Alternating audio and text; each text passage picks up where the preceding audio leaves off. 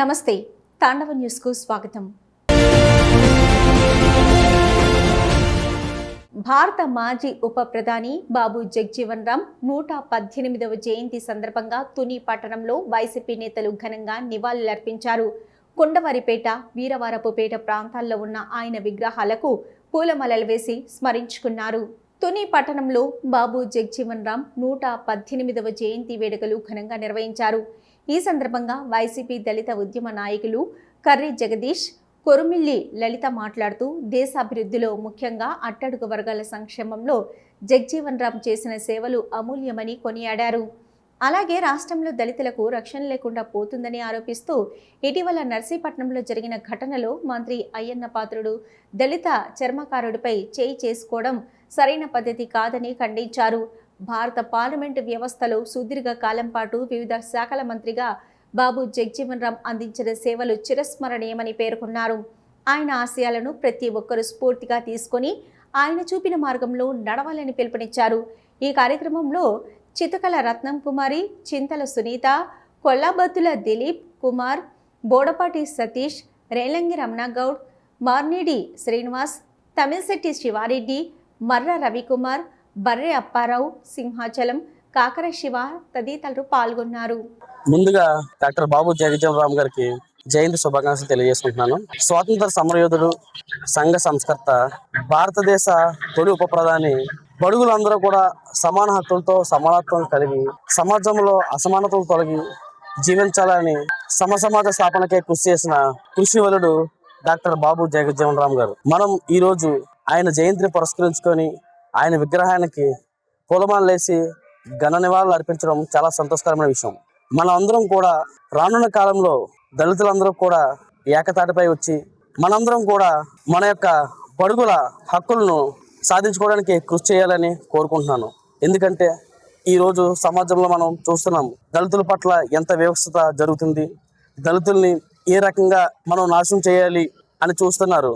మతపరంగా కావచ్చు, కులపరంగా కావచ్చు, ప్రతి విషయంలో కూడా దళితుల హక్కులను కాలరాసే విధంగా ప్రభుత్వాలు ఇప్పుడు పనిచేస్తున్నాయి. వాటన్నిటినీ ఎదుర్కొని రానున్న కాలంలో మనందరం కూడా ఐక్యతతో వర్ధిల్లాలని కోరుకుంటూ మరొకసారి బాబు జగజ్జీవన్ రామ్ గారికి 118వ జయంతి శుభాకాంక్షలు తెలియజేసుకుంటున్నాను.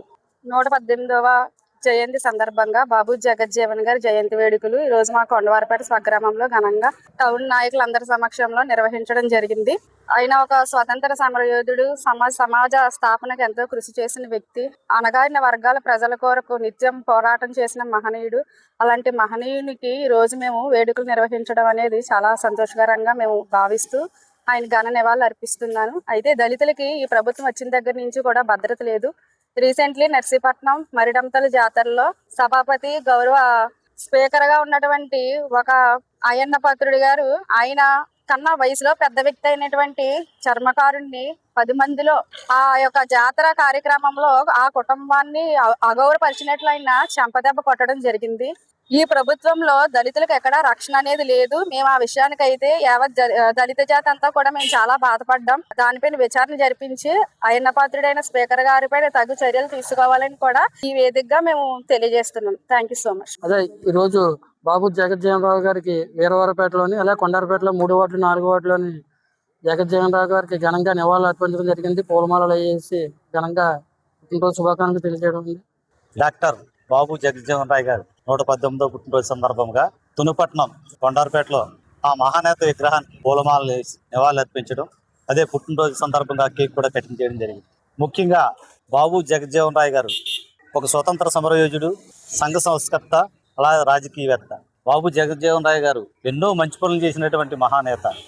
ముఖ్యంగా బడుగు బలహీన వర్గాల నాయకుడు. ఎక్కడో బీహార్లో పుట్టి బలహీన వర్గాల్లో పుట్టి రాజకీయాల్లో అంచెలంచెలుగా ఎదిగి ఉప ప్రధానిగా చేసినటువంటి మహానుభావుడు బాబు జగజ్జీవన్ రావు గారు. అలాగే ఆయనే కూడా కాకుండా పేద ప్రజలకు సేవ చేయాలనే ఉద్దేశంతో తన కూతుర్ని కూడా రాజకీయాల్లోకి దింపి రాజ్యసభలో స్పీకర్ గా చేసినటువంటి మీరా కుమారి కూడా బాబు జగజ్జీవన్ రావు గారు కూతురే. అలాగే ఎన్నో సేవలు చేశాడు బాబు జగన్ గారు. ఆయన సేవలను గుర్తించి అప్పుడు ఉన్నటువంటి కాంగ్రెస్ గవర్నమెంట్ 1991లో భారత తపాలా బిల్లు మీద బాబు జగజ్జీవన్ రావు గారు బొమ్మ కూడా ముద్రించడం జరిగింది. ఇలాంటి ఎన్నో సేవా కార్యక్రమాలు చేసినటువంటి ఆ మహానుభావుడు పుట్టినరోజు ఈ రోజు మా కొండారపేటలో జరుపుకోవడం అనేది మా అందరికీ ఆనందదగ్గ విషయాన్ని ఈ మీడియా ద్వారా తెలియజేసుకుంటూ ఆ మహానుభావుడికి నివాళులు అర్పించుకుంటాం. సెలవు తీసుకుంటాం. Tandava News. For more updates, like, share and subscribe.